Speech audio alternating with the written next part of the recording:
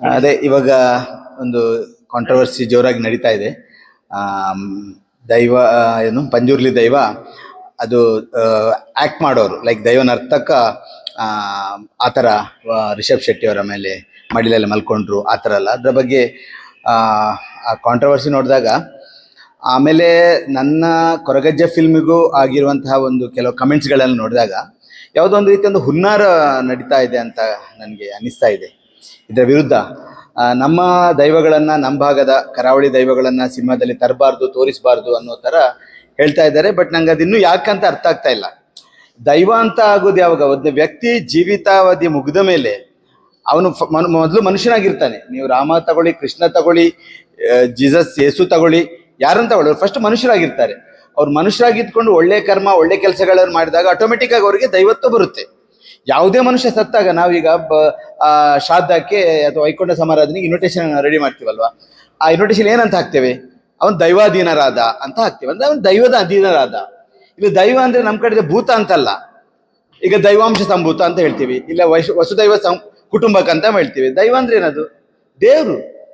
ಆ ಮನುಷ್ಯನ ಜೀವಿತಾವಧಿ ನಂತರ ಅವನ ಆತ್ಮ ಏನು ಹೋಗಿ ಸೇರ್ತದೆ, ಅದನ್ನ ಆ ಸೇರುವಂತ ಇದನ್ನ ನಮ್ಮ ಕಲ್ಪನೆ ಏನಂದ್ರೆ ದೇವರ ಹತ್ರ ಸೇರ್ಕೊಂಡ, ವೈಕುಂಠರ ಹತ್ರ, ಈಶ್ವರ ವಿಷ್ಣು ಹತ್ರ ಸೇರ್ಕೊಂಡ, ವಿಷ್ಣುಪಾದ ಸೇರ್ಕೊಂಡ, like everything is become godly ಅಂತ ಅನ್ನುವಂತ ನಾವು ಪೂಜ್ಯ ಭಾವನೆಯಿಂದ ಅದನ್ನ ನೋಡ್ತೀವಿ. ಮನುಷ್ಯ ಅವನ ಜೀವಿತಾವಧಿ ಮುಗಿದ ನಂತರ ಇವಾಗಿರುವಂತಹ ದೈವಗಳು ನೀವು ನೋಡಿರ್ಬೋದು. ಈಗ ಪಂಜುರ್ಲಿಯನ್ನು ಮಲ್ರಾಯ ಅಂತ ಹೇಳ್ತೀವಿ ನಮ್ಮ ಕಡೆ, ಅಥವಾ ಬೇರೆ ಬೇರೆ, ಇವರೆಲ್ಲ ಮನುಷ್ಯರಾಗಿದ್ದವರು. ನಿಮ್ಗೆ ಅದ್ರ ಬಗ್ಗೆ ಇನ್ನೂ ಸ್ವಲ್ಪ, ಯಾಕಂದ್ರೆ ಈಗ ನಡೆಯುವಂತ ಕಾಂಟ್ರವರ್ಸಿ ಮಾಡುವಂತವರು, ಅದ್ರ ಬಗ್ಗೆ ಆಕ್ಷೇಪಣೆ ಎತ್ತುವವರು ಬಹುಶಃ ದೈವದ ಬಗ್ಗೆ ಒಂದು ರೀತಿಯ ಪರಿಕಲ್ಪನೆ ಇಲ್ಲ ಅವರಿಗೆ. ಅವರಿಗೆ ದೈವ ಅಂದ್ರೆ ಏನು, ಗುಳಿಗ ಅಂದ್ರೆ ಏನು, ಕಲ್ಲುಟ್ಟಿ ಅಂದ್ರೆ ಏನು, ಪಂಜುರ್ಲಿ ಅಂದ್ರೆ ಏನು ಅವ್ರಿಗೆ ಗೊತ್ತಿಲ್ಲ ಅನ್ಸುತ್ತೆ. ಗುಳಿಗನ್ನು ನೋಡಿದವ್ರು ಯಾರು? ನನ್ನ ಗುಳಿಗೆ ಹೀಗೆ ಇರಬೇಕು ಅಂತ ಹೇಳಲಿಕ್ಕೆ ಇವ್ರು ಯಾರು? ಯಾರು ನೋಡಿದ್ದಾರೆ ಗುಳಿಗನ್ನು? ಯಾರು ಪಂಜುರ್ಲಿಯನ್ನು ನೋಡಿದ್ದಾರೆ? ಇಲ್ಲ ನಂತರ ಫೋಟೋ ಇದೆ, ಪಂಜುರ್ಲಿ ಹೀಗಿದ್ರು, ಗುಳಿಗ ಇದೆ ಹೀಗೆ ಅಂತ ಹೇಳಿ ಇದೆಯಾ? ನನ್ಗೂ ಅಷ್ಟೇ ಕಮೆಂಟ್ ಹಾಕ್ತಾ ಇದ್ದಾರೆ, ಕೆಟ್ಟದಾಗೆ ಕಮೆಂಟ್ಗಳನ್ನು ಹಾಕ್ತಾ ಇದ್ದಾರೆ. ಸೊ ಅಲ್ಲಿ ಈಗ ರಿಷಬ್ ಅವರು ಒಂದು ಹರಕೆ ಕೋಲ ಮಾಡಿದಾಗ ನಮ್ಮ ಭಾಗದಲ್ಲಿ ಏನಿದೆ ಅಂದ್ರೆ, ಯಾರು ಆ ಪೂಜೆ ಕೋಲ ಸಲ್ಲಿಸ್ತಾರೆ, ಇಟ್ಸ್ ಲೈಕ್ ಹರಕೆ ಸಲ್ಲಿಸುವವರು ನಾವೆಲ್ಲ ದೇವರನ್ನು, ಆ ದೈವಗಳನ್ನ, ಭೂತಗಳನ್ನ ನಾವು ಅದು ನಮ್ಮನ್ನು ರಕ್ಷಿಸುವ ತಾಯಿ ತಂದೆ ಸಮಾನ ಸ್ಥಾನದಲ್ಲಿ ನೋಡ್ತೀವಿ. ಅದು ಕೂಡ ಹೇಳ್ತದೆ, ನಿನ್ನ ಕಣ್ಣಲ್ಲಿ ಕಣ್ಣೀರು ಹಾಕ್ಲಿಕ್ಕೆ ಬಿಡೋಲ್ಲ ಅಂತ. ನಾನು ನನ್ನ ಕೊರಗಜ್ಜೆ ಸಿನಿಮಾ ಮಾಡ್ಲಿಕ್ಕೆ ಹೋದಾಗ ಅಲ್ಲಿ ಪುತ್ತೂರಲ್ಲೆಲ್ಲೋ ಸೆಟ್ ಆಗ್ತಾ ಇದ್ದಾಗ ಸೆಟ್ ವರ್ಕರ್ಸ್ ಎಲ್ಲ ಮತ್ತೆ ತಪ್ಪಿ ಬೀಳ್ತಾ ಇದ್ರು. ಕೆಲವ್ರನ್ನ ಸ್ಥಳೀಯರು ತಗೊಂಡೋಗಿ ಹಾಸ್ಪಿಟಲ್ ಅಡ್ಮಿಟ್ ಮಾಡಿದ್ರು, ಕೆಲವ್ರು ಏನೋ ಅವರಿಗೆ ಅರಿಶಿನ ನೀರೆಲ್ಲ ಹಾಕಿ ಅದನ್ನ ಇದು ಮಾಡ್ತಾ ಇದ್ರು. ಕೊನೆಗೆ ಅದನ್ನ ಯಾವುದೋ ಒಂದು ಅಸ್ಟ್ರಾಲಜರ್ ಹತ್ರ ಕೇಳಿದಾಗ ಅದು ನಾನು ಹಾಕ್ತಿರೋ ಸೆಟ್ ಅಂತೆ, ಅದು ಗುಳಿಗನ ಸವಾರಿರೋ ಜಾಗ, ಅದು ಕಾಡು. ಆಕ್ಚುಲಿ ನಂಗೆ ಗೊತ್ತಿರ್ಲಿಲ್ಲ, ನಾನು ಬಾಂಬೆಲಿದ್ದೆ, ನಮ್ಮವ್ರು ಸೆಟ್ ಎರೆಕ್ಟ್ ಮಾಡ್ತಾ ಇದ್ರು. ಆಮೇಲೆ ಹೇಳಿದ್ರು ಇಲ್ಲ ಆಮೇಲೆ ಅಸ್ಟ್ರಾಲಜರ್ ಅದನ್ನೇ ಕಂಟಿನ್ಯೂ ಮಾಡಿ ಹೇಳಿದ್ರು, ನಿಮ್ಮ ಮನೆಯಲ್ಲಿ ಕೂಡ ಗುಳಿಗ ಇದೆ ಅಂತ ಹೇಳಿದ್ರು. ಬಟ್ ನಾನು ಬಾಂಬೆಲಿ ಇರೋದ್ರಿಂದ ಸುಮಾರು 14-15 ವರ್ಷದ ಆ ಕಡೆ ಹೋಗಿರ್ಲಿಲ್ಲ. ನಾನು ನೋಡುವಾಗ ಮನೆ ಒಳಗಡೆ ಕೂಡ ದೈವಗಳಿತ್ತು. ಆಮೇಲೆ ನಾನು ಅದಕ್ಕೆ ಗುಡಿ ಕಟ್ಟಿ ಅದಕ್ಕೆ ಕೋಲ ಕೊಟ್ಟೆ, ಕಲ್ಲುಟ್ಟಿ, ಗುಳಿಗ, ಈಗ ಕೊರಗಜ್ಜ ಕೋಲ ಕೊಡ್ತಾ ಇದ್ದೇನೆ. ಅಲ್ಲಿ ಕೂಡ ಮೊದಲಿನ ವರ್ಷ ಕೋಲ ಕೊಟ್ಟಾಗ ಕಲ್ಲುಟ್ಟಿ ನನ್ನನ್ನು ಹಿಡ್ಕೊಂಡು ಹೇಳಿತು, ನಿನ್ನ ಕಣ್ಣಲ್ಲಿ ಕಣ್ಣೀರ್ ಹಾಕಿ ಬಿಡೋಲ್ಲ ಅಂತ. ಈಗ ಅದು ದೈವ ಆತರ ಹೇಳಿದ, ಅದು ನಾಟಕ, ಅದು ರಿಷಬಿಗೆ ಪಾರ್ಶಾಲಿಟಿ ಮಾಡಿದೆ ಅಂತ ಹೇಳುವಾಗ ಈ ಕೋಲ ಸೇವೆ ಆಗಿದ್ರೆ ಸುಳ್ಳು ಅಂತ ಆಯ್ತಲ್ವಾ? ನಾವು ದೈವ ಕಟ್ಟುವವ್ರನ್ನ ಪ್ರಶ್ನೆ ಮಾಡಿದ್ರೆ ಅದೇ ಸುಳ್ಳು ಅಂತ ಆಯ್ತು. ನಾನು ಇತ್ತೀಚೆಗೆ ಅಂದ್ರೆ ಸುಮಾರು ಒಂದು 15-20 ವರ್ಷದ ಕೆಳಗೆ ಒಮ್ಮೆ ಹಿಂದೆ ಒಬ್ರು ಮಿನಿಸ್ಟರ್ ಇದ್ರು, ನಾಗರಾಜ್ ಶೆಟ್ಟರ್ ಅಂತ ಕೇಳಿರ್ಬೋದು, ಕರ್ನಾಟಕದ ಒಬ್ರು ಮಿನಿಸ್ಟರ್ ಆಗಿದ್ರು. ಅವರು ಮಂಗಳೂರಿನಲ್ಲಿದೆ ವಿಜಯ್ ಜಾಗದಲ್ಲಿ ಕೋಲ ಆಗಿದಾಗ ದೈವ ಬಂದು ಅವ್ರನ್ನ ಅಪ್ಕೊಂಡದ್ದು ನಾನು ನೋಡಿದ್ದೇನೆ. ಸೊ ಇದು ನಾಟಕ ಅಂತ ಹೆಂಗೆ ಹೇಳ್ತೀರಾ ನೀವು? ದೈವ ಮಾಡುವಂತ ಅಭಿನಯವನ್ನ ನಂಬಿಕೆ ಇಲ್ಲದ ಮೇಲೆ ನೀವು ಗೂಬೆ ಕೊರಿಸಿದ್ದಾರೆ, ಅದು ನಾಟಕ ಅಂತ ಹೇಳ್ತಾರೆ. ಆ ಭೂತಾರಾಧನೆ ಸುಳ್ಳು ಹಾಗಾದ್ರೆ.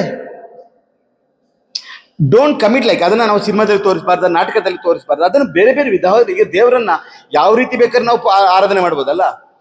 ಒಬ್ಬರ ಅಲಂಕಾರ ಒಂದೊಂದು ರೀತಿ ಇರುತ್ತೆ. ಅಲ್ಲೆಲ್ಲೋ ಒಂದ್ ಕಡೆ ನಾವು ನೋಡ್ತೇವೆ ಆಂಜನೇಯ ಸ್ವಾಮಿಗೆ ಪೂರ್ತಿ ಕೇಸರಿ ಬಣ್ಣ ಹಚ್ಕೊಂಡು ಆರಾಧನೆ ಮಾಡ್ತಾರೆ. ಇನ್ನೊಂದೆಲ್ಲೋ ಕಡೆ ನೋಡ್ತೇವೆ ಆಂಜನೇಯ ಸ್ವಾಮಿ ಪೂರ್ತಿ ವೀಳ್ಯದೆಲೆ ಅಲಂಕಾರ ಮಾಡ್ತೇವೆ. ಇಟ್ ಡಿಪೆಂಡ್ಸ್, ಅವ್ನು ಹೇಗೆ ಆರಾಧನೆ ಮಾಡ್ಬೇಕು ಅಂತ ಅವನಿಗೆ ಗೊತ್ತು, ಅವನ ಭಕ್ತಿ, ಅವನ ಶ್ರದ್ಧೆ. ಅದನ್ನ ಯಾರು ನಾವು ಕೇಳಲಿಕ್ಕೆ ಹೀಗೆ ಮಾಡ್ಬೇಡಪ್ಪ ಅಂತ? ಯಾಕೆ ದೈವಾರಾಧಕ ಏನೋ ದೈವ ನರ್ತಕ ರಿಷಬಿಗೆ ಪಾರ್ಶಾಲಿಟಿ ಮಾಡಿದ್ರು? ಕಾಂತಾರ ಹಿಟ್ ಆಯ್ತು ಅದಕ್ಕೋಸ್ಕರ ಪಾರ್ಶಾಲಿಟಿ ಮಾಡ್ತಾರೆ? No. Cinema actually 95% risk business. It's not only business, highest risk ಇರುವಂತ ಬಿಸ್ನೆಸ್. ಅಲ್ಲಿ ಯಾರೋ ಒಬ್ರು ಕೋಟ್ಯಾಂತರ ಬಂಡವಾಳ ಹೂಡಿರ್ತಾರೆ, ಅವ್ರು ಏನೋ ನೂರಾರು ಹರಕೆಗಳನ್ನ ಹೊತ್ತಿರ್ತಾರೆ ನನ್ನ ಸಿನಿಮಾ ಯಶಸ್ಸಾಗ್ಲಿ ಅಂತ. ಅಪ್ಪಿತಪ್ಪಿ ಯಶಸ್ಸಾದ ಸಿನಿಮಾಕ್ಕೆ ಅವನು ಮಾನಸಿಕ ಏನು ಮನಸ್ಸಿನ ಒಂದು ಮನಸ್ಸಾಕ್ಷಿ ಪ್ರಕಾರ ಹೋಗಿ ಕೋಲ ಕೊಡ್ತಾನೆ, ಹರಕೆ ಸಲ್ಲಿಸ್ತಾನೆ. ಆವಾಗ ದೈವ ತಪ್ಕೊಳ್ಳುತ್ತೆ, ನಿನ್ನನ್ನು ಕಷ್ಟ ದಾರಿಯಿಂದ ಹೊರಗೆ ತರ್ತೇನೆ ಅಂತ ಹೇಳುತ್ತೆ. Don't comment such bad comment on ದೈವಾರಾಧನೆ or Rishab Shetty. Don't do that. ದೈವಾರಾಧನೆ ಅದೊಂದು ಪೂಜ್ಯನೀಯ ಭಾವದಿಂದ ನೋಡಿ. ನಮ್ಮ ಕೊರಗಜ್ಜಿಗೂ ಈಗ ಬಹಳಷ್ಟು ಪಾರ್ಶಾಲಿಟಿ ಕಮೆಂಟ್ಸ್ ಬರ್ತಾ ಇದೆ. ನನ್ನ ಶೂಟಿಂಗ್ ಟೈಮಲ್ಲಿ ನನಗೆ ಬಹಳಷ್ಟು ತೊಂದರೆಗಳನ್ನ ಕೊಟ್ಟರು. ಗುಂಡಾಯಿಸಮ್ ರೌಡಿಗಳು ಬಂದು ತೊಂದರೆ ಕೊಟ್ಟರು, ಶೂಟಿಂಗ್ ನಿಲ್ಸಿದ್ರು 3 ಸತಿ. ಇದೆಲ್ಲ ಯಾಕೆ ನಡೀತಾ ಇದೆ ಅಂತ ಗೊತ್ತಾಗ್ತಾ ಇಲ್ಲ. ಬಹುಶಃ ಒಂದು ವರ್ಗದ ಜನ ಇದನ್ನು ಮಾಡ್ತಾ ಇದೆ ಅನಿಸ್ತಾ ಇದೆ ನನಗೆ. ಐ ಥಿಂಕ್ ಏನೋ ಒಂದು ಹುನ್ನಾರ ಇದು. ನಮ್ಮ ಭಾಗದ ದೈವಗಳನ್ನು ಈಗ ರಿಷಬ್ ಕಾಂತಾರ ಮಾಡಿದ್ಮೇಲೆ ಇವತ್ತು ದೇಶಾದ್ಯಂತ ಒಂದು ದೈವಾರಾಧನೆ ಕಲ್ಪನೆ, ದೈವಾರಾಧನೆ ಹೀಗಿತ್ತು ಅಂತ ಆಯ್ತು. ಮೊನ್ನೆ ನಾನು ಕೋಲ ನೋಡಿದಾಗ ಎಷ್ಟು ಜನ ಬಂದಿರು, ನೀವೆಲ್ಲ ಬಂದಿರ್ಬೋದು, ನೋಡಿರ್ಬೋದು. ಎಷ್ಟು ವಿಜೃಂಭಣೆಯಿಂದ ಆಯ್ತು, ಎಷ್ಟು ಭಕ್ತಿ ಭಾವ ಅಲ್ಲಿ, ಶ್ರದ್ಧೆಯಿಂದ ಜನ ಅದನ್ನು ಅಪ್ಕೊಂಡ್ರು. ಆರಾಧನೆ ಮುಖಾಂತರ ಈಗ ಅಲ್ಲಿ ಕೂಡ ಹರಕೆಗಳನ್ನ ಸಲ್ಲಿಸ್ತಾ ಇದ್ದಾರೆ. ಸೊ ನಮ್ಮ ಒಂದು ದೇವರಿಗೆ ಪ್ರಚಾರ ಕೊಟ್ಟು ದೇವರ ಒಂದು ಶಕ್ತಿಯಂತ ನಾವು ತೋರಿಸ್ಬೇಕು. ದೇವರ ನಾವು ಗೂಡಲ್ಲಿ ಇಟ್ಲಿ ಸಾಕ್ಲಿಕ್ಕೆ ಏನದು ದೇವರೇನು ಮೃಗಾಲಯದಲ್ಲಿರೋ ಪ್ರಾಣಿ ಅಲ್ಲ. ನಮ್ಮ ದೈವಗಳು, ನಮ್ಮ ಗುಳಿಗ, ನಮ್ಮ ಕಲ್ಲುಟ್ಟಿ, ನಮ್ಮ ಪಂಜುರ್ಲಿ, ನಮ್ಮ ಮಲ್ರಾಯ, ಜಾರಂದಾಯ, ಅದು ನೀವು ಪಂಜರದಲ್ಲಿಟ್ಟು ಸಾಕಬೇಕಾದ ಪ್ರಾಣಿ ಅಲ್ಲ.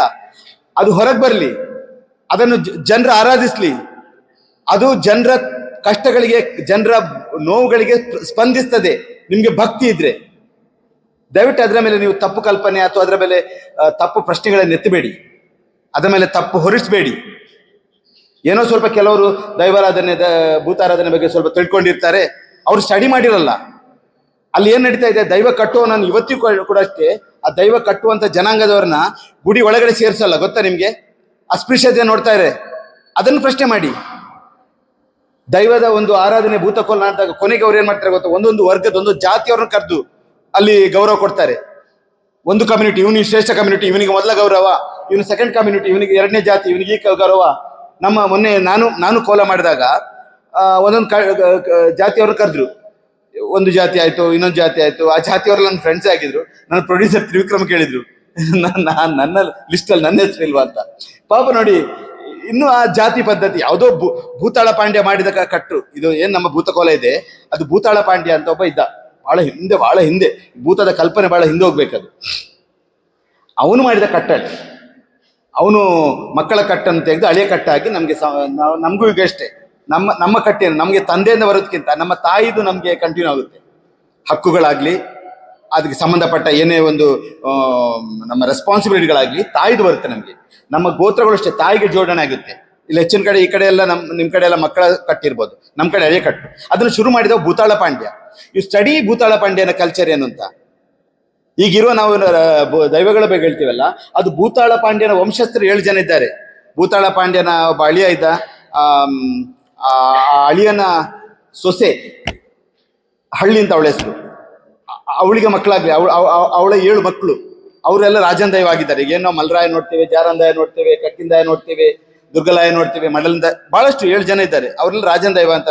ನೀವು ಅದ್ರ ಬಗ್ಗೆ ಕಲಿಬೇಕು. ಅಫ್ಕೋರ್ಸ್ ನಮ್ಮ ಭಾಗದಲ್ಲಿ ಏನಾಗಿದೆ ಅಂದ್ರೆ ನನಗೆ ಅನ್ಸುತ್ತೆ, ಮಂಗಳೂರಿನಲ್ಲಿ ಅಥವಾ ನಮ್ಮ ಕರಾವಳಿ ತೀರದಲ್ಲಿ ಈ ದೈವಾರಾಧನೆ ಬಗ್ಗೆ ಒಂದು ಒಳ್ಳೆ ರೀತಿಯಾದನ್ನೊಂದು ಮ್ಯೂಸಿಯಂ ಆಗಲಿ, ಆ ಒಂದು ಲೈಬ್ರರಿ ಆಗಲಿ, ಅದರ ಬಗ್ಗೆ ಸ್ಟಡಿ ಮಾಡುವಂಥದ್ದು. ಈಗ ತುಳು ಅಕಾಡೆಮಿ ಮಾಡ್ತಾ ಇದೆ, ತುಳು ಸಾಹಿತ್ಯ ಅಕಾಡೆಮಿಯಲ್ಲಿ ಬರೀ ಬೇಜಾನ ಪುಸ್ತಕಗಳು ಸಿಗುತ್ತೆ. ನಮ್ಮಲ್ಲಿ ಬೇರೆ ಬೇರೆ ಪ್ರಕಾರದ ಜನಪದ ಕಲೆಗಳಿದೆ. ಯಕ್ಷಗಾನ, ಭೂತದ ಕೋಲ, ಆಟಿಕಳಂಜ, ಸೋಣದ ಮದಿಮಲ್, ಬಹಳಷ್ಟು ಕಲೆಗಳಿದೆ, ಪಾಣರವ ನರ್ತನ. ಅದಕ್ಕೆ ಬೇಕಾದಂಥ ಮ್ಯೂಸಿಯಂಗಳಾಗಲಿಲ್ಲ. ಆ ಸ್ಟಡಿಗಳಾದರೆ ಬಹುಶಃ ಈ ಥರದ ಒಂದು ಕನ್ಫ್ಯೂಷನ್ ಎಲ್ಲ ಹೋಗುತ್ತೆ ಅಂತ ನನ್ನ ಭಾವನೆ. ಸರ್, ನಮ್ಮ ಪ್ರಶ್ನೆ ಏನು ಅಂದರೆ, ಮೊನ್ನೆ ರಿಷಬ್ ಸರ್ ಆಯ್ತಲ್ಲ, ಏನು ಕೋಲ, ಅವರು ದೈವ ನರ್ತಕರು ಆ ಥರ ತೊಡೆ ಮೇಲೆ ಕೂತ್ಕೊಂಡು ಇಟ್ಕೊಡಲ್ಲ, ಇದು ಕೈಯೆಲ್ಲ ಇಟ್ಕೊಡಲ್ಲ, ಅದಕ್ಕೆ ಅಂತ ವೇಷ ಹಾಕೊಂಡು ಅವಾಗ ಬರುತ್ತೆ ಅಂತ ಎಲ್ಲ ಕಡೆ ಸೋಷಿಯಲ್ ಮೀಡಿಯಲ್ಲಿ ಬರ್ತಾ ಇರೋದು. ಈಗ ಅದು ಆ ಮುಖಕ್ಕೆ ಏನು ಬಣ್ಣ ಹಾಕ್ತಾರಲ್ಲ, ಅದಕ್ಕಿಂತ ಮುಂಚೆ ಒಂದು ಎಣ್ಣೆ ಕಟ್ಟುವ, ಒಂದು ಎಣ್ಣೆ ತೆಗೆದುಕೊಳ್ಳುವ ಪ್ರಕ್ರಿಯೆ ಇರುತ್ತೆ, ಆಯ್ತಾ. ನಾನು ಈ ದೈವದ ಕೋಲವನ್ನು ಬಹುಶಃ ನನಗೆ ಬುದ್ಧಿ ತಿಳಿದೇನೆ. ಬಹುಶಃ ನಾನು ಫಸ್ಟ್ ಸ್ಟ್ಯಾಂಡರ್ಡ್ ಇಂದ ನೋಡ್ತಾನೆ ಇದ್ದೇನೆ. ನಾನು 40 ವರ್ಷದಿಂದ ಭೂತಾರಾಧನೆ, ಭೂತದ ದೈವ ಕೋಲ ನೇಮೋತ್ಸವ ಎಲ್ಲ ನೋಡ್ತಾ ಇದ್ದೇನೆ, ಭಾಳ ಹತ್ತಿರದಿಂದ ನೋಡ್ತಾ ಇದ್ದೇನೆ. ನನಗೆ ಭಾಳ ಕ್ಯೂರಿಯಾಸಿಟಿ ಅದರ ಮೇಲೆ, ಅದು ವೇಷ ಹೆಂಗೆ ಕಟ್ತಾರೆ ಆ ಥರ ಎಲ್ಲ. ಈ ಎಣ್ಣೆ ಕಟ್ಟುವ ಮುಂಚೆ ಎಣ್ಣೆ ಹಾಕುವಾಗಲೂ ಕೂಡ ಅವನಿಗೆ ಮೈಲಿ ಬರುತ್ತೆ, ಅವನು ಸಣ್ಣ ತೆಂಬರೆ ಬ್ಯಾಂಡ್ ಡ್ರಮ್ಸ್ ಇರುತ್ತಲ್ಲ, ಇದಕ್ಕೆ ನಾವು ಹೇಳ್ತೀವಿ ತೆಂಬರೆ ಅಂತ ಹೇಳ್ತಾರೆ. ಅದನ್ನು ಬಡ್ಕೊಂಡು ಆ ಭೂತದ ಆ ಹಾಡುಗಳನ್ನು ಹೇಳ್ತಾರೆ. ಅದೇ ಭೂತದ ಹಾಡು ಅಂದ್ರೆ ಅದು ಪಾಡ್ದನ ಅಂತ ಹೇಳ್ತೀವಿ. ಆದ್ರೆ ಅವರ ಕಥೆ ಇರುತ್ತೆ, ಆ ದೈವ ಎಲ್ಲಿಂದ ಬಂದಿರೋದು, ಅವರ ತಾಯಿ ತಂದೆ ಏನು, ಅವ್ರು ಮಾಡಿರೋ ಕೆಲಸ ಏನು, ಜೀವಿತಾವಧಿಯಲ್ಲಿ ಏನು ಮಾಡಿರ್ತಾನೆ, ಅಪ್ ಟು ಅವನ ಜೀವನದ ಅವಧಿ ಮುಗಿಯೋ ತನಕ ಆ ಕಥೆಗಳು, ಅದು ಕಲ್ಪಿತವೋ ಅಥವಾ ಜನಜನಿತವಾಗಿ ಬಂದಿರೋದು ಅಥವಾ ಸತ್ಯನೋ, ಅದ್ರ ಬಗ್ಗೆ ಬಹಳಷ್ಟು ಜಿಜ್ಞಾಸೆಗಳಿದೆ. ಫೈನ್, ಬಟ್ ಅವರು ಅದು ಪಾಡ್ದನ ವರ್ಷಾಂತ ಕಾಲ, ಬಹಳ ವರ್ಷಗಳೇ ನಡೀತಾ ಇದೆ. ನೀವು ಅದರ ಬಗ್ಗೆ ಕೂಡ ಬಹಳ ಸ್ಟಡಿ ಇದೆ. ಬಟ್ ಆ ಪಾಡ್ದನಗಳನ್ನೇ ನಾವು ಅಲ್ಟಿಮೇಟ್ ಅದರದ್ದು ಆಧಾರ ಅಂತ ತಗೊಳ್ಳಿಕ್ಕೆ ಆಗೋದಿಲ್ಲ. ಆ ಪಾಡ್ದನಗಳು ಹೇಳುವ ಟೈಮಲ್ಲಿ ಅವನು ಎಣ್ಣೆ ತಗೊಳ್ತಾನೆ. ಅಂದ್ರೆ ಎಣ್ಣೆ ತಗೊಂಡು ಬಟ್ ಆ ಎಣ್ಣೆಯಲ್ಲಿ ಅವನು ವೇಷ ಹಾಕ್ತಾನೆ, ಆ ಎಣ್ಣೆ ತಲೆಗೆ ಹಾಕ್ತಾನೆ. ಆ ಏನು ಎಲ್ಲೋ ನಾವು ಪೌಡರ್ ಮಿಕ್ಸ್ ಮಾಡ್ತೀವಲ್ಲ, ಅದಕ್ಕೆ ಇದೇ ಎಣ್ಣೆ ತಗೊಳ್ತಾರೆ. ಆ ಎಣ್ಣೆ ತಗೊಳ್ಳುವಂತ ಪ್ರಕ್ರಿಯೆಯಲ್ಲಿ ಕೂಡ ದೈವಗಳು ಮೈ ಮೇಲೆ ಬರುತ್ತೆ, ಆಹ್ವಾನ ಆಗುತ್ತೆ ಅವನಿಗೆ. ಕೆಲವು ನೀವು ಕೊರಗಜ್ಜೆಯನ್ನು ಮೊನ್ನೆ ನೋಡಿರ್ಬೋದು, ನೀವೆಲ್ಲರೂ ಕೊರಗಜ್ಜೆ ಬಂದಿರ್ಬೋದು ಅನ್ಸ್ಕೊಳ್ತೀನಿ. ಮಂಗಳೂರು ನಾವು ಮಾಡಿದಾಗ ಅದು ಸ್ವಲ್ಪ ಮೈಲ್ಡ್ ದೈವ, ಅದೇನು ಬಹಳ ಆವೇಶ ಭರಿತವಾಗಿ ಮಾಡಲ್ಲ. ಕೆಲವು ದೈವಗಳು ಬಹಳಷ್ಟು ಪವರ್ಫುಲ್ ಆಗಿರುತ್ತೆ, ಬಹಳ ವೆರಿ ಫೆರೋಷಿಯಸ್. ನಮ್ಮ ಕಡೆ ಗುಳಿಗನಲ್ಲೂ ಮತ್ತಷ್ಟು ಪ್ರಭೇದಗಳಿದೆ. ರಾವ್ ಗುಳಿಗ, ಸಂಕಲೆ ಗುಳಿಗ, ಸುಬ್ಬಿ ಗುಳಿಗ ಅಂತ ಬಹಳಷ್ಟು ವಿಧಗಳಿದೆ. ಈಗ ನೀವು ಆದಿಶಕ್ತಿ ಅಂತ ಹೇಳಿದ್ರೆ ಮತ್ತೆ ಒಂದಷ್ಟು ಅದರಲ್ಲಿ ಪ್ರಭೇದ ಇರೋ ತರ ಇಲ್ಲಿ ಗುಳಿಗನಲ್ಲಿ ಬೇರೆಷ್ಟು ಪ್ರಭೇದಗಳು. ಪಂಜುರ್ಲಿ ಅಷ್ಟು ಬಹಳ ಫೆರೋಷಿಯಸ್ ದೈವ. ಅವುಗಳೆಲ್ಲ ಎಣ್ಣೆ ತೆಗೆದುಕೊಳ್ಳುವಂತ ಕ್ರಿಯೆಯಲ್ಲಿ ಕೂಡ ಅವುಗಳ ಮೇಲೆ ದೈವ ಬಂದು ಅದು ಆವೇಶಭರಿತವಾಗಿ ಹಾರಾಡುತ್ತೆ. ಆ ಟೈಮಲ್ಲೂ ಕೂಡ ದೈವಕ್ಕೆ ಆ ಕೋಲ ಯಾರು ಕೊಡ್ತಾನೆ ಅವನ ಹತ್ರ ಅವನನ್ನು ತಪ್ಕೊಂಡು ಅವನ ಮಡಿಯಲ್ಲಿ ಅದು ಇರುತ್ತೆ. ಸೊ ಪ್ಲೀಸ್ ನೀವು ಈ ತರ ಮಾಡಿದ ಹೆಂಗೆ ಕಂಟಿನ್ಯೂ ಮಾಡುವೆ.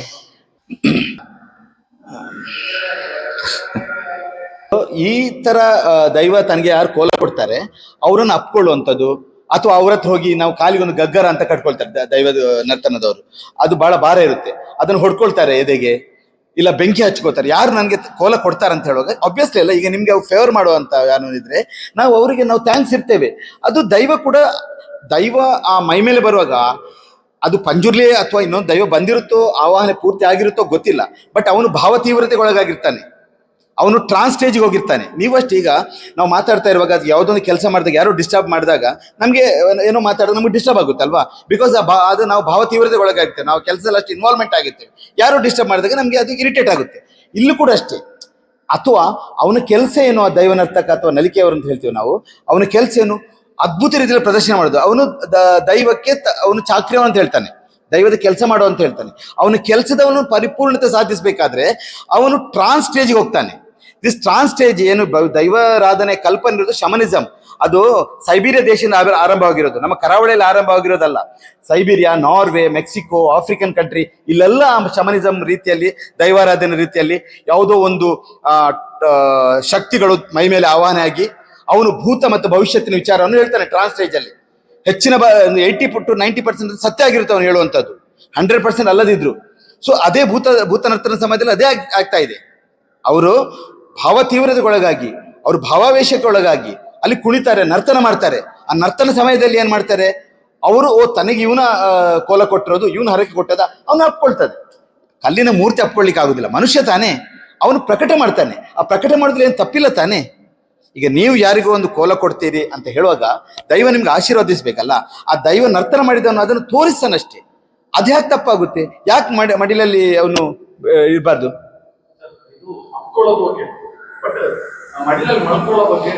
ಮಾಡ್ತಾರೆ, ಏನ್ ಗೊತ್ತಾ, ಖಂಡಿತ ನಾನು ನೋಡಿದ್ದೇನೆ. ಇಲ್ಲ ಸರ್, ನಾನೇ ನೋಡಿದ್ದೇನೆ ಸರ್.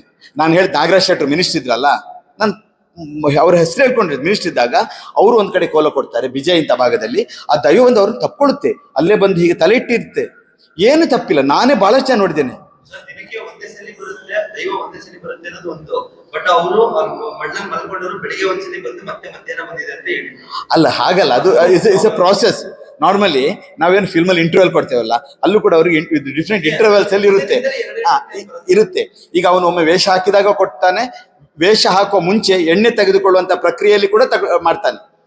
ಎಣ್ಣೆ ತೆಗೆದುಕೊಳ್ಳುವ ಪ್ರಕ್ರಿಯೆಯಲ್ಲಿ ಕೂಡ ಹೌದು, ಮುಕ್ಕಾಲು ಮೂಜುಗಳಿಗೆ ಅಂದ್ರೆ ಅದೊಂದು ಮಾತಷ್ಟೇ. It is not exactly what it is. ನೀವು ಡೆಫಿನೇಷನ್ ಕೊಡೋಕ್ಕಾಗಲ್ಲ.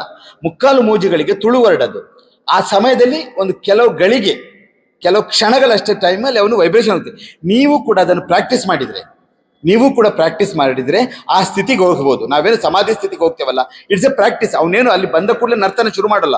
ಅವನು ಎಷ್ಟೋ ದಿನ ರಿಹರ್ಸಲ್ ಮಾಡಿರ್ತಾನೆ.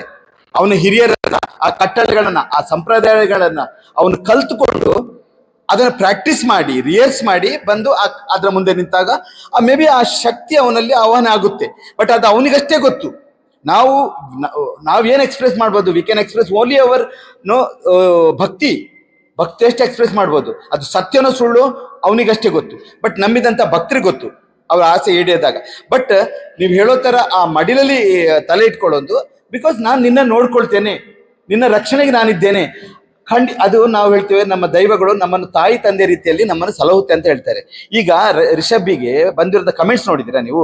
ಅವರ ಕಮೆಂಟ್ ಸೆಕ್ಷನ್ ಅಲ್ಲಿ ಹೋಗಿ ನನ್ನ ಕೊರಗಜ್ಜನ ಯೂಟ್ಯೂಬ್ ಸಾಂಗಿನ ಕಮೆಂಟ್ ಕೂಡ ಹೆಚ್ಚಿನ ಇದರಲ್ಲಿ ರಿಷಬ್ನ ವಿರುದ್ಧವಾಗಿ ಕಮೆಂಟ್ ಆಗ್ತಾ ಇದ್ದಾರೆ.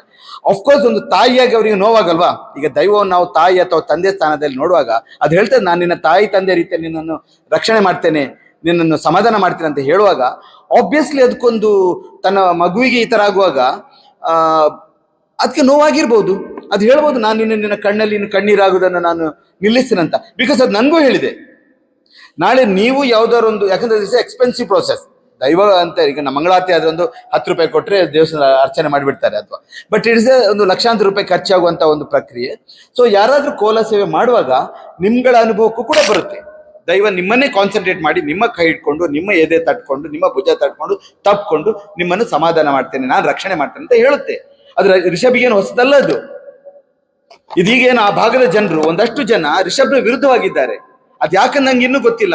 ರಿಷಬ್ ಒಂದು ಮಟ್ಟಕ್ಕೆ ಇವತ್ತು ನನ್ನ ಬಹುತೇಕ ಹೇಳಿ ಏನಕ್ಕೆ ವಿರುದ್ಧವಾಗಿದ್ದಾರೆ ಅಂದ್ರೆ, ಅಲ್ಲಿ ನಂಬೋ ನಂಬಿಕೆ ಅಂತ ಕೆಲವರು ಅಪಹಾಸ್ಯ ಮಾಡ್ತಾ ಇದ್ದಾರೆ. ಅಪಹಾಸ್ಯ ಯಾವ್ದಕ್ಕೆ ಮಾಡಲ್ಲ ಸರ್, ಎಲ್ಲದಕ್ಕೂ ಮಾಡ್ತಾರಲ್ವಾ? ಇಲ್ಲಿಗೆ ಧಕ್ಕೆ ಬರ್ತಾ ಇದೆ. ಬೀದಿಗಳಲ್ಲಿ ಕುಣಿಯೋದು, ಸ್ಟೇಜ್ಗಳಲ್ಲಿ ಕುಣಿಯೋದು, ಅದೊಂಥರ ಅದಕ್ಕೆ ದೈವಕ್ಕೆ ಮಾಡಿದ ಅಪಮಾನ. ಈಗ ಉತ್ತರ ಭಾರತದಲ್ಲಿ ಡೆಲ್ಲಿ ಭಾಗದಲ್ಲಿ ರಾಮನವಮಿ ಮಾಡ್ತಾರಪ್ಪ. ರಾಮನವಮಿ ಟೈಮಲ್ಲಿ ಹನುಮಂತನ ವೇಷನು ರಸ್ತೆಯಲ್ಲಿ ಹೋಗುತ್ತೆ, ರಾಮನ ವೇಷವನ್ನು ಎಲ್ಲಿ ಹೆಂಗೆ ನಿಲ್ಲಿಸ್ತೀರಾ? ಜನ ಅಪಹಾಸ್ಯ ಮಾಡೋದು ಅಥವಾ ನಿಂದನೆ ಮಾಡೋದು ಅದು ಸಮಾಜದಲ್ಲಿ ಒಂದು ಭಾಗ. ಅದನ್ನ ನಾವು ಆಕ್ಸೆಪ್ಟ್ ಮಾಡೋಕ್ಕಾಗಲ್ಲ.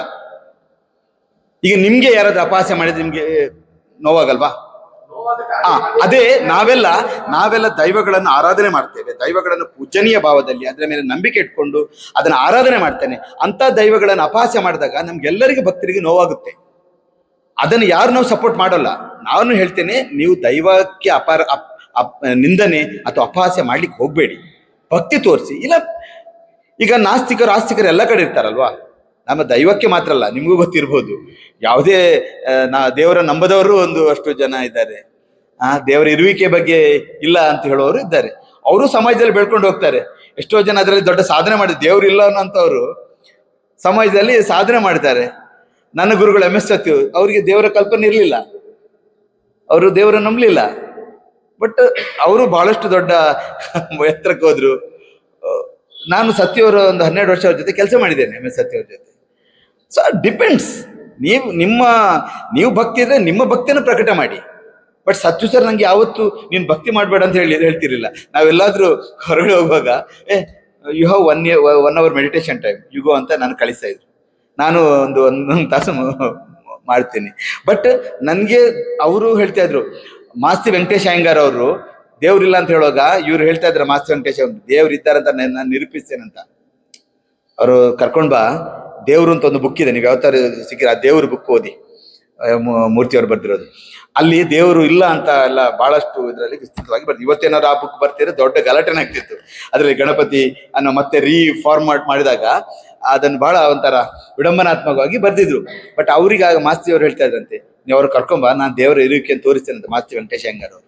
ಸೊ ಸತ್ಯ ಕೂಡ ದೇವರನ್ನು ನಂಬೋ ಬಗ್ಗೆ ಯಾವತ್ತೂ ಅವರು ವಿರುದ್ಧ ಹೋಗ್ಲಿಲ್ಲ. ಓಕೆ, ನಂಬಿಕೆಗಳು ನಮ್ಮ ವೈಯಕ್ತಿಕ. ನಾನು ಉಪವಾಸ ಮಾಡ್ಕೊಂಡು ನಂಬ್ತೇನೆ, ಅಥವಾ ನಾನು ಬರೀ ವೆಜ್ಜಲ್ಲಿ ಇಟ್ಕೊಂಡು ನಂಬ್ತೇನೆ, ನಾನ್ ವೆಜ್ಜಲ್ಲಿ ತಿನ್ಕೊಂಡು, ಡಿಪೆಂಡ್ಸ್. ಇದಕ್ಕೇನು ಸಂಬಂಧ ಇಲ್ಲ. ಅಪಹಾಸ್ಯ ಮಾಡುವವರು ಎಲ್ಲ ಭಾಗದಲ್ಲೂ ಇರ್ತಾರೆ. ಅದು ನಮ್ಮ ದೈವಗಳಿಗೂ ಅಂತಲ್ಲ. ಅಥವಾ ರಿಷಬ್ ಶೆಟ್ಟಿ ಶುರು ಮಾಡಿದ್ರಿಂದ ಅಪಹಾಸ್ಯ ಮಾಡ್ತಾರೆ ಅಂತ ಹೇಳ್ಬೇಡಿ. ನಾನು ನೋಡಿದ್ದೇನೆ. ನಾನು ಈ ಸಿನಿಮಾ ಬರೋದಕ್ಕಿಂತ ಮುಂಚೆನೆ ನಾವು ಗದ್ದೆಯಲ್ಲೆಲ್ಲ ದೈವದ ವೇಷ ನಡ್ಕೊಂಡು ನಾವು ಆಟ ಆಡ್ತಿದ್ವಿ. ನಾವು ದೈವದ ಕೋಲ ಆಡ್ಕೊಂಡು ಮಕ್ಕಳಿರುವಾಗ ಆಟ ಆಡ್ತಾ ಇದ್ವಿ. ಒಂದು ದೊಡ್ಡ ಎಲೆ ಬರುತ್ತೆ, ಕೆಸುವಿನ ಎಲೆ ಬರುತ್ತೆ. ಆ ಎಲೆಯನ್ನ ದೊಡ್ಡದಾಗಿ ಈಗ ಅಣಿ, ನಮ್ಗೆ ದೈವಕ್ಕೆ ಹಿಂದ್ಗಡೆ ಅಣಿ ಇರ್ತಾರಲ್ಲ, ಅಣಿ ಅಂತ ದೊಡ್ಡ ಕಿರೀಟ, ಅದಕ್ಕೆ ಏನೋ ನಾವು ಕೋಲ್ಗಳನ್ನ ಕಟ್ಟಿ ಅದನ್ನ ಡೆಕೋರೇಟ್ ಮಾಡಿ ನಾವು ಕಟ್ಕೊಂಡು ನಾವು ಕುಣಿತಾ ಇದ್ವಿ. ನಮಗೂ ಮನೇಲಿ ಬೈತಾ ಇದ್ರಿ ಅಪವಾಸ್ಯ ಮಾಡಬೇಡ ಅಂತ. ನಾವ್ ಯಾರು ಅಪವಾಸ್ಯಕ್ಕೆ ಸಪೋರ್ಟ್ ಮಾಡೋರಿಲ್ಲ. ಈಗ ರಿಷಬ್ ಅಂದ್ರೆ ಸಿನಿಮಾ ದೊಡ್ಡ ಮಟ್ಟದ ಯಶಸ್ಸಾಯ್ತು. ಅಂಡ್ ಅವರಿಗೆ ನಾವೊಂದು ಅವರ ಗೌರವ ಭಾವನೆ ನೋಡುವ. Let us salute Rishab the way he has presented the film. ಅವರಿಗೆ ಬೈದ್ ಯಾಕೆ ನಾವು ಸಣ್ಣತನ ತೋರಿಸ್ಬೇಕು? ಇವ್ರು ಯಾರು ಇವ್ರು ಪೇಟೆಂಟ್ ತಗೊಂಡಿದ್ದಾರೆ ಗುಳಿಗನ್ ಬಗ್ಗೆ, ಪಂಜುರ್ಲಿ ಬಗ್ಗೆ, ನಮ್ ಪಂಜುರ್ಲಿ ಅಂತ ಹೇಳಿಕ್ಕೆ. ಸರ್, ಈ ತರದ ವಿಷಯಗಳು ಅದು ಪಾಸಿಟಿವ್ ನೆಗೆಟಿವ್ ಅನ್ನೋದಕ್ಕಿಂತ ಪರ್ಸ್ಪೆಕ್ಟಿವ್ ಆಫ್ ಭಕ್ತಾದಿಗಳು ಅವ್ರ ತಲೆ ತುಂಬಾ ಗೊಂದಲ ಆಗುತ್ತಲ್ವಾ? ಅಂದ್ರೆ ಇನ್ ಟರ್ಮ್ಸ್ ಆಫ್ ಒಳ್ಳೇದನ್ನ ನಾವು ನಂಬೇಕಾ, ಅಥವಾ ಈ ತರ ಸಡನ್ ಆಗಿ ಏನೋ ಅಂತ ಹೇಳ್ತಾರೆ ನಂಬೇಕಾ, ಈ ತರ ನಂಬಿಕೆಗೂ ಒಂದು ನಿಲುಕದಂತ ಪ್ರಶ್ನೆ ಮಾಡುತ್ತಲ್ಲ ಭಕ್ತಾದಿಗಳಿಗೆ. So towards the whole and all these things. ಈಗ ಸರ್, ನೀವು ಟ್ಯಾಬ್ಲೋಗಳಲ್ಲಿ ಗಣಪತಿ, ದುರ್ಗಾ, ಕೃಷ್ಣ ನೋಡಿದಿರಲ್ಲ. ನಮ್ಮ ಭಾಗದಲ್ಲೂ ಮೊಸರು ಕುಡಿಕೆ, ನವರಾತ್ರಿಗೆಲ್ಲ ದೇವರುಗಳನ್ನೇ ಟ್ಯಾಬ್ಲೋದಲ್ಲಿ ತಗೊಂಡು ಹೋಗ್ತಾರೆ, ದೇವ್ರ ವೇಷ ಹಾಕೊಂಡು. ನಾವು ಅದನ್ನ ಯಾರು ಅಬ್ಜೆಕ್ಷನ್ ಮಾಡಲ್ಲ. ನಮ್ಮ ದೈವಗಳು ಮಾತ್ರ ಟ್ಯಾಬ್ಲೋದಲ್ಲಿ ಬರಬಾರ್ದ? ಅದೇಗೆ ನಂಬಿಕೆಗೆ ಧಕ್ಕೆ ಆಗುತ್ತೆ? ಸಿ, ನೀವು ಒಂದು ಅರ್ಥ ಮಾಡ್ಕೊಳ್ತಾರೆ, ಕೋಲ ಅಥವಾ ನೇಮೋತ್ಸವ ಎನ್ನುವಂಥದ್ದು ಅದು ಆರಾಧನಾ ಕ್ರಮ. ಅಲ್ಲಿ ವೇಷ ಕಟ್ತಾನೆ ದೈವದ್ದು, ಅದೇ ಗುಳಿಗ ಅಲ್ಲ. Please understand. ಅಲ್ಲಿ ಒಂದು ಅವನು ದೈವದ ಒಂದು ಶಕ್ತಿ ಅವನ ಮೈ ಮೇಲೆ ಬರುತ್ತೆ ಅಂತ ನಂಬಿಕೆ ಅದು. ನೀವು ಹೇಳಿದ್ರಲ್ಲ ಮುಕ್ಕಾಲು ಮೂರುಗಳಿಗೆ, ಆ ಮುಕ್ಕಾರು ಮೂಜಿಗಳಿಗೆ ಅಂದ್ರೆ ಮುಕ್ಕಾಲು ಮೂರುಗಳಿಗೆ ಅಂದ್ರೆ ಆ ಕೆಲವು ಕ್ಷಣಗಳಲ್ಲಿ ಅದು ಅವನ ಮೈ ಮೇಲೆ ಬರುತ್ತೆ ಅಂತ ನಂಬಿಕೆ. ಓಕೆ, ಬಟ್ ಅವನೇನು ವೇಷ ಕಟ್ತಾನೆ ಅದೇ ಗುಳಿಗ ಅಲ್ಲ. ಸಿ, ಈ ಕಾನ್ಸೆಪ್ಟ್ ಹೇಗೆ ಶುರು ಆಯ್ತಂದ್ರೆ, ನಮ್ ಕಡೆ ಸತ್ತ ಅಂತ ವ್ಯಕ್ತಿಗೆ 13ನೇ ದಿನ ಏನು ಶ್ರಾದ್ದ ಮಾಡ್ತೀವಲ್ಲ, ನಮ್ ಕಡೆ ಒಂದು ಕರಾವಳಿ ಭಾಗದಲ್ಲಿ ಕಾಲೆಕೋಲ ಅಂತ ಮಾಡ್ತೇವೆ. ಕಾಲೆಕೋಲ ಅಂದ್ರೆ ಇದೇ ಜನಾಂಗ ಕಟ್ಟೋರು, ಏನು ದೈವನರ್ತಕ ಜನಾಂಗ ಇದ್ದಾರಲ್ಲ ನರಿಕೆಯವರು, ಅವರೇ ಕಟ್ಟುವಂಥದ್ದು. ಅವರು 13ನೇ ದಿನ ರಾತ್ರಿ ನಮ್ಮಲ್ಲಿ ಒಂದು, ನೀವು ಸೂಫ್ರಮ್ ಸೋ ಸಿನಿಮಾದಲ್ಲಿ ನೋಡಿರ್ಬೋದು, ಒಳಗ್ ಕರೆಯುವಂತ ಒಂದು ಕ್ರಿಯೆ ಇದೆ. ಸತ್ತ ಆತ್ಮವನ್ನು ಒಳಗ್ ಕರಿತೇವೆ. ಬಟ್ ಇದು ಬಹಳ ಜಿಜ್ಞಾಸೆ ಇದೆ ನಮ್ಮಲ್ಲಿ. ಏನಂದ್ರೆ, ಮಧ್ಯಾಹ್ನ ನಾವು ಶ್ರಾದ್ದ ಮಾಡಿ ಸ್ವೀಟ್ ಎಲ್ಲ ಮಾಡಿ ಅವನನ್ನು ವೈಕುಂಠ ಕಳಿಸ್ತೇವೆ, ಆತ್ಮವನ್ನು. ತಿರ್ಗಾ ಸಂಜೆ ನಾವು ಮತ್ತೆ ಅದೇ ಆತ್ಮವನ್ನು ವಾಪಸ್ ಒಳಗೆ ಕರಿತೇವೆ. ಸಿ, ಬಹಳಷ್ಟು ನಮ್ಮ ಇದ್ರಲ್ಲಿ ಕೂಡ ಬಹಳ ಗೊಂದಲ ಇದೆ. ವೈಕುಂಠಕ್ಕೆ ವಿಷ್ಣು ಹತ್ರ ಕಳಿಸಿ ರಾತ್ರಿ ಮತ್ತೆ ಒಳಗೆ ಕರಿತೇವಂತೆ. Okay, fine. ಇದೆಲ್ಲ ಡಿಬೇಟ್ ಆಗ್ಬೇಕು, ಇದ್ರ ಬಗ್ಗೆ ಎಲ್ಲ ಚರ್ಚೆ ಆಗ್ಬೇಕು. ಜನಕ್ಕೆ ಎಷ್ಟು ಒಂದು ನಂಬಿಕೆ ಅದು ಗೊಂದಲ ಇದೆ ಅಂದ್ರೆ ಇದು ಗೊಂದಲ. ಓಕೆ, ಇವನು ಆ ಕಾಲೆಕೋಲ ಸಮಯದಲ್ಲಿ ಇವನು ಸಂಜೆ ಒಳಗೆ ಕರೆಯುವಂತ ಪ್ರಕ್ರಿಯೆ ಇರುತ್ತಲ್ಲ, ಅಲ್ಲಿ ಆ ಸತ್ತಂತ ವ್ಯಕ್ತಿ ಇವನ ಮೈ ಮೇಲೆ ಬರುತ್ತೆ. ಯಾರು ಈ ಕೋಲ ಕಟ್ಟವ, ಇದು ಕಾಲೆಕೋಲ. ಅವನು ಮನೆ ಎಲ್ಲರ ಹತ್ರ ಮಾತಾಡ್ತಾನೆ, ಬಾ ನನ್ನ ಮಗಳೇ, ಬಾ ನನ್ನ ಸೊಸೆ, ಬಾ ನನ್ನ ಮೊಮ್ಮಕ್ಕಳೇ ಅಂತ ಇವನು ಮಾತಾಡುದು.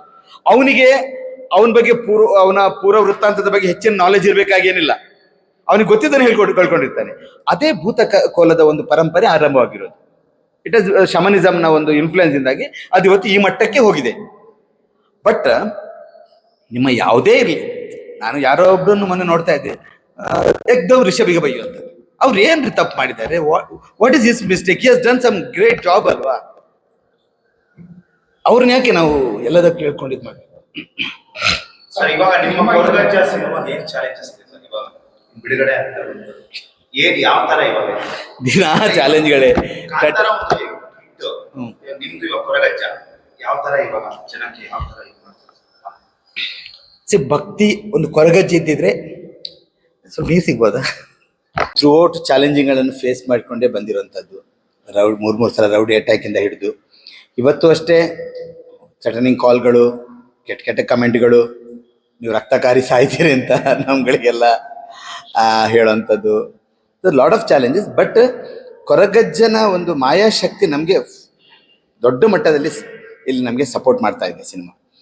ನಾನು ವಿದಿನ್ ಎ ಕ್ರೋರ್ ಮಾಡಿರೋಂಥ ಬಜೆಟ್ ಇದ್ದಂಥ ಸಿನಿಮಾ ಪ್ರೊಡ್ಯೂಸರ್ ಅದನ್ನೊಂದು 3-4 ದಿನದಲ್ಲಿ ಅದನ್ನು ಇದಕ್ಕೆ ಬಜೆಟ್ ಲಿಮಿಟ್ ಮಾಡಬೇಡಿ, ಸಿನಿಮಾ ಒಳ್ಳೇದಾಗಲಿ, ಆ ಸ್ಕಿನ್ ಏನು ಯಾವ ಮಟ್ಟಕ್ಕೆ ಬೇಕು ಆ ಮಟ್ಟಕ್ಕೆ ಮಾಡ್ಕೊಳ್ಳಿ ಅಂತ ಇವತ್ತು ಸುಮಾರು 22 ಕೋಟಿ ದಾಟಿ ಸಿನಿಮಾ ಆಗ್ತಾ ಇರುವಂಥದ್ದು. ಬಹುಶಃ ಅದು ಕೊರಗಜ್ಜನ ಒಂದು ಕೃಪೆ. ಆ ಮಟ್ಟಕ್ಕೆ ನನ್ನ ಪ್ರೊಡ್ಯೂಸರ್ಗೆ ತ್ರಿವಿಕ್ರಮ್ ಅವರಿಗೆ ಶಕ್ತಿ ಕೂಡ ಕೊಟ್ಟಿದೆ. ಇದರ ಜೊತೆ ನನ್ನ ವಿದ್ಯಾಧರ್ ಎಡಿಟರ್, ಎಕ್ಸಿಕ್ಯೂಟಿವ್ ಪ್ರೊಡ್ಯೂಸರ್, ಅವರು ಕೂಡ ಈ ಸಿನಿಮಾಕ್ಕೆ ಬರುವಂಥ ಎಲ್ಲ ನೀವೇನು ಹೇಳ್ತೀರಿ ಎಲ್ಲ ತೊಂದರೆಗಳನ್ನಲ್ಲ, ಅವರು ರೌಡಿಗಳ ಅಟ್ಯಾಕ್ ಆದಾಗ ಕೂಡ ವಿದ್ಯಾಧರ್ ಅವ್ರ ಮುಂದೆ ನಿಂತು ಮಾತಾಡಿ ನಮ್ಮನ್ನೆಲ್ಲ ಪ್ರೊಟೆಕ್ಟ್ ಮಾಡಿದ್ದಾರೆ ಸೋಮೇಶ್ವರದಲ್ಲಿ ರೌಡಿ ಆದಾಗ. ಸೊ ಆ ಸಮಯದಲ್ಲೆಲ್ಲ ನನ್ಗೆ ಅನ್ಸುತ್ತೆ ಆ ಕೊರಗಜ್ಜ ಶಕ್ತಿ ನಮಗೆ ಇದಕ್ಕೆ ನಮಗೆ ಸಪೋರ್ಟಿವ್ ಆಗಿದೆ ಅಂತ, ನಮ್ಮ ರಕ್ಷಣೆಗಿದೆ ಅಂತ. ಇವತ್ತು ಆಡಿಯೋ ಟೈಮಲ್ಲಿ ನಮಗೆ ಭಾಳಷ್ಟು ಕೆಲವರು ಆಫರ್ಗಳು ಬೇರೆ ಬೇರೆ ಇದ್ದಾಗ ನಮ್ಮ ಸಿನಿಮಾದ ಒಂದು ಬಜೆಟ್ ಕವರ್ ಆಗೋಷ್ಟು ಇವತ್ತು ಜಿ ಮ್ಯೂಸಿಕ್ ನಮ್ಮ ಆಡಿಯೋ ರೈಟ್ಸನ್ನು ಖರೀದಿ ಮಾಡಿದೆ. ನನ್ನ ಸಿನಿಮಾಕ್ಕಿನ್ನ ಏನಾದರೂ ಅದು ಪ್ಲಸ್ ಅಷ್ಟೇ. ಬಿಸ್ನೆಸ್ ವೈಸ್ ಕೂಡ ನನ್ನ ನಿರ್ಮಾಪಕ ಅಫ್ಕೋರ್ಸ್ ಅಷ್ಟು ದೊಡ್ಡ ಅಮೌಂಟ್ ಖರ್ಚು ಮಾಡಿದಾಗ ಒಂದು ಭಯ ಇದ್ದೇ ಇರುತ್ತೆ. ನನಗಂತೂ ಭಾಳಷ್ಟು ದಿನ ನಿದ್ದೆ, ಅಯ್ಯೋ ಏನು ಮಾಡೋದಪ್ಪ, ಯಾಕಂದ್ರೆ ನನ್ನ ಅದೇ ಪ್ರೊಡ್ಯೂಸರ್ ನನ್ನ ಹಿಂದೆ ಒಂದು ಪರಿ ಅಂತ ಸಿನಿಮಾ ಪ್ರೊಡ್ಯೂಸ್ ಮಾಡಿದ್ರು. ಅದ್ರಲ್ಲಿ ಅವರಿಗೆ ದುಡ್ಡು ಬಂದಿಲ್ಲ, ಅದು ನನಗೆ ಹೋಯ್ತು. ಆದರೂ ಕೂಡ ಅವ್ರು ನನಗೆ ಈ ಫಿಲ್ಮ್ಗೆ ಇಷ್ಟು ದೊಡ್ಡ ಮಟ್ಟದಲ್ಲಿ ಕೊಟ್ಟರು. ನನ್ಗೆ ಗೊತ್ತಿಲ್ಲ ನಾನು ಪ್ಯಾನ್ ಇಂಡಿಯಾ ಮಟ್ಟದ ಸಿನಿಮಾ ಮಾಡಲಿಕ್ಕೆ ನನಗೆ ಶಕ್ತನಾ ಅಂತ ನನಗೆ ಗೊತ್ತಿರಲಿಲ್ಲ.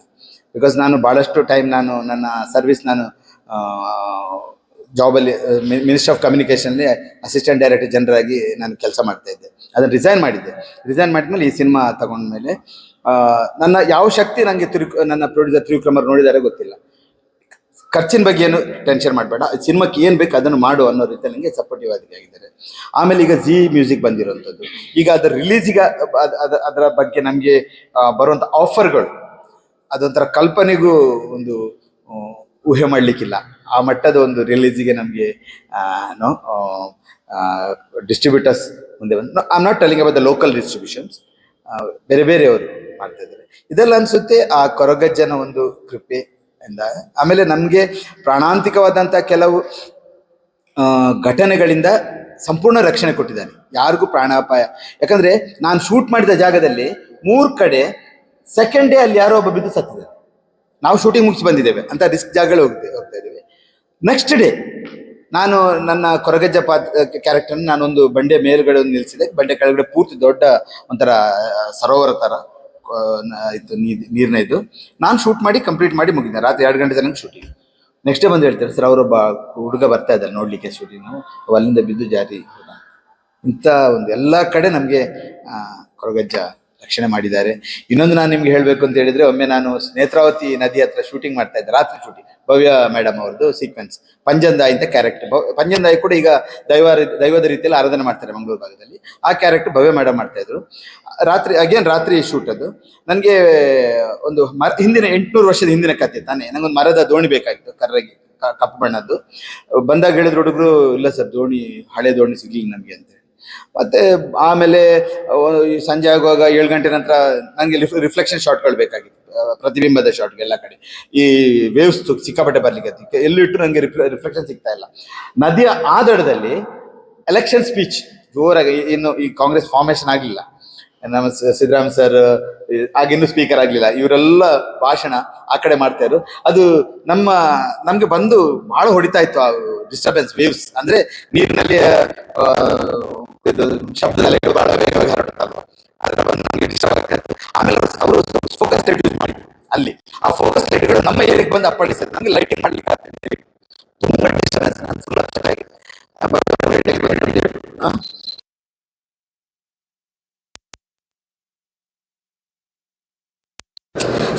ನಿಲ್ಸೋದು ನಮಗೆ 7-8 ಸಲ ನಂದು ಶೂಟಿಂಗ್ ಸ್ಟಾಪ್ ಆಗಿದೆ. ಒಂದೊಂದು ಸಲ ಶೂಟಿಂಗ್ ನಿಂತಾಗ 7ರಿಂದ 10 ಲಕ್ಷ ರೂಪಾಯಿ ಖರ್ಚಾಗಿ ವೇಸ್ಟ್ ಆಗುತ್ತೆ. It's not easy. ಸೊ ಈಗ ಆ ಟೈಮಲ್ಲಿ ನಮಗೆ ಮೇಡಮ್ ಬರೋ ಟೈಮಿಗೆ ಕರೆಕ್ಟಾಗಿ ಲೈಟ್ ಆಫ್ ಆಯಿತು, ಕರೆಂಟ್ ಹೋಯ್ತು. ಏನು ಡಿಸ್ಟರ್ಬೆನ್ಸ್ ಇತ್ತು ಅದು ನಿಂತೋಯ್ತು. ಏನು ಫೋಕಸ್ ಲೈಟ್ ನಮಗೆ ಡಿಸ್ಟರ್ಬ್ ಅದು ನಿಂತೋಯ್ತು.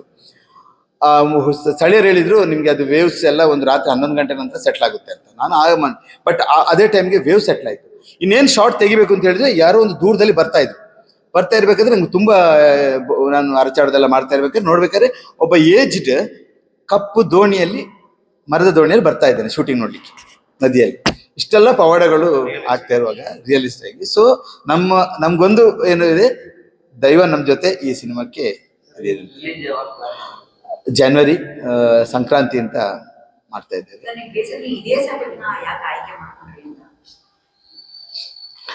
ಅಲ್ಲ ಅದು ಅಂದ್ರೆ ನಾನು ಇದನ್ನು ಕೊರಗಜ್ಜ ದೈವಕೋಲವನ್ನು 2ನೇ ಕ್ಲಾಸಿಂದ ನೋಡ್ತಾ ಇದ್ದೆ. ಅದೊಂದು ನಿಗೂಢ ರೀತಿಯಾದ ಕೋಲ ಸೇವೆ ಮಾಡ್ತಾ ಇದ್ರು. ರಾತ್ರಿ 11 ಗಂಟೆ ನಂತರ ಕೋಲ ಶುರು ಆಗೋದು. ಅವಾಗ ಈ ದೊಡ್ಡ ದೊಡ್ಡ ಡ್ರಮ್ಸ್ ಅಲ್ಲಿ ಇಟ್ಕೊಂಡು ಬರ್ತಾ ಇದೆ ಯಾರು ಕೊರಗ ಜನಾಂಗದವರೇ. ಒಂಥರ ಭಾರ ಒಂದು ಕ್ಯೂರಿಯಾಸಿಟಿ, ಬೇರೆ ಭೂತಕೋಲ ತರ ಇಲ್ಲಿ ಇದಕ್ಕೆ ಆಗ್ತಿರ್ಲಿಲ್ಲ. ಸೊ ನಿಗೂಢತೆಯ ಬಗ್ಗೆ ನನಗೆ ಬಹಳಷ್ಟು ಆಸಕ್ತಿ ಮೂಡ್ತಾ ಹೋಯಿತು. ಅದರ ಬಗ್ಗೆ ನಾನು ಪ್ರೋಸೆಸ್ ಸ್ಟಡಿ ಮಾಡ್ತಾನೆ ಬಂದೆ. ಸಿನಿಮಾ ಮಾಡಿದಾಗ ಫಾರ್ಚುನೇಟ್ಲಿ ಕೊರಗ ಜನಾಂಗದವರು ನನಗೆ ಕೊರಗಜ್ಜನ ಜನಾಂಗದವರು ಇನ್ನೂ ಇದ್ದಾರೆ, ಅವರ ಮನೆತನದವರು ಇನ್ನೂ ಇದ್ದಾರೆ, ಆ ನಿಜ ಕತೆ ಅವ್ರು ಕೊಟ್ಟು. ಅಂಡ್ ಇದು ನಿಮಗೆ ಯಾವುದೇ ಒಂದು ಸಿನಿಮಾಕ್ಕೂ ನೀವು ಹೋಲಿಕೆ ಆಗದ ರೀತಿಯ ಕತೆ ಇದೆ. ಏನೋ ಸಿನಿಮಾದೊಂದು ನೀವು ಫಾರ್ಮುಲಾ ಸ್ಟೋರೀಸ್ ತರ ಇದನ್ನು ಯಾವುದಕ್ಕೂ ನೀವು ಕಂಪೇರ್ ಮಾಡಲಿಕ್ಕೆ ಆಗಲ್ಲ. ಆ ಥರ ಒಂದು ಕತೆ ಇದೆ. ಪ್ಯಾನ್ ಇಂಡಿಯಾದಲ್ಲಿ ಎಷ್ಟು ಥಿಯೇಟರ್ ಪ್ಲಾನ್ ಮಾಡಿದ್ದೀವಿ? ಈಗ ಬಂದಿರುವಂಥ ನಮ್ಮ ಡಿಸ್ಟ್ರಿಬ್ಯೂಷನ್ ಸುಮಾರು ಒಂದು 1500 ಸ್ಕ್ರೀನ್ಸ್ ಹೇಳಿದ್ದಾರೆ. ಬಟ್ ಅದು ಅಫಿಷಿಯಲ್ ಅಲ್ಲ. ಬಿಕಾಸ್ ಆ ಕ್ವಶನ್ಗಳು ಬಹುಶಃ producer with better person to answer. ಈಗ ಅದು ಕಾಂಟ್ಯಾಕ್ಟ್ಸ್ಗಳನ್ನು ನಾವು ಮಾಡಿಕೊಡ್ತಾ ಇದ್ದೇವೆ. 2-3 ದೊಡ್ಡ ಕಂಪನಿಗಳು ಡಿಸ್ಟ್ರಿಬ್ಯೂಷನ್ ಬಗ್ಗೆ ಮಾತಾಡ್ತಾರೆ. ಇದು ಒಂದೇ ದಿವಸ ರಿಲೀಸ್ ಆಗ್ತದೆ ಸರ್? 5 ಲ್ಯಾಂಗ್ವೇಜ್? 3 ಲ್ಯಾಂಗ್ವೇಜನ್ನು ಫಸ್ಟ್ ರಿಲೀಸ್ ಮಾಡ್ತೇವೆ ಒಂದು ವೀಕ್, ಸೆಕೆಂಡ್ ವೀಕ್ ಮತ್ತೆ 3 language. Okay sir, thank you. Thank you.